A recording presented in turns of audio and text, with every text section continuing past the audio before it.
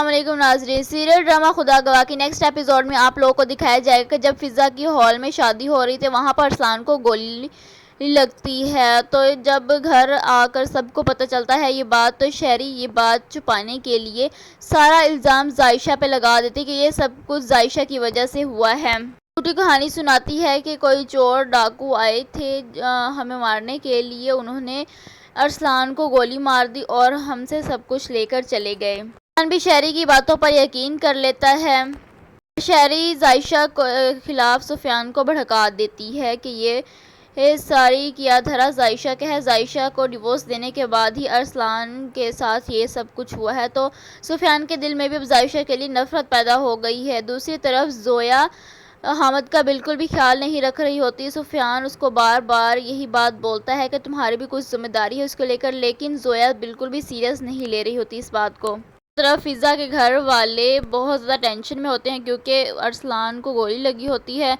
اور فضا کال کر رہی ہوتی ہے جب ارسلان کو، تو اس کی ماں کہتی ہے کہ تم اس کو کیوں کال کر رہی ہو، تو فضا کہتی ہے کہ مجھے ایک دفعہ ارسلان کی خیریت کے بارے میں پوچھنے دے۔ تو جب وہ اس کو کال کرتی ہے تو اس کو پتہ چلتا ہے کہ ارسلان کی تو ڈیتھ ہو چکی ہے، تو وہ بہت زیادہ روتی ہے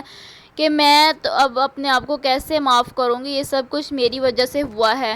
اور بہت زیادہ روتی ہے۔ اور دوسری طرف فضا کی ماں عامر کو کہتی ہے کہ تم جلدی سے پیسوں کا ارینجمنٹ کر لو، اگر تمہیں پولیس اٹھانے کے لیے آ گئی تو ہم پیسے دے کے تمہیں چھڑوا لیں گے۔ دوسری طرف شہری اب زائشہ کے خلاف بہت زیادہ بھڑکائے گی سفیان کو۔ سفیان بھی اپنی ماں کی باتوں پر یقین کر لیتا ہے اور زائشہ کو کال کر کے بولتا ہے کہ تم ہی میرے بھائی کی ذمہ دار ہو، اس کی موت کی ذمہ دار تم ہی ہو، تمہاری وجہ سے اس کی ڈیتھ ہوئی ہے۔ ایک طرف شہری بیمار ہو جاتی ہے، اس کو بہت زیادہ بخار ہوتا ہے، وہ لیٹی ہوئی ہوتی ہے، تو سفیان اس کے پاس آتا ہے تو اس کو بولتی ہے کہ مجھے بہت زیادہ ڈر لگ رہا ہے، کہیں ارسلان کے دشمن، ارسلان کی موت کے قاتل جو ہیں وہ تمہیں نہ نقصان پہنچا دیں، ہم میں سے کسی اور کو نہ نقصان پہنچا دیں۔ تو سفیان اپنی مما کو حوصلہ دیتے ہوئے بولتا ہے کہ نہیں مما جان، آپ بالکل بھی ٹینشن نہ لیں، میں نے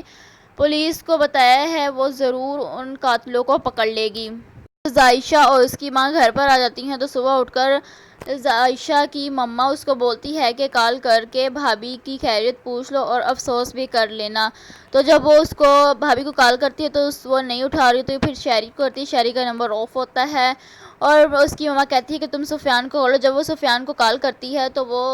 ادھر سے زویا بھی آ جاتی ہے، تو زویا سفیان کو کہنے لگتی ہے کہ تم یہاں پر اس کی کال کا ویٹ کر رہے تھے، اس لیے یہاں پر اکیلے کھڑے ہوئے تھے۔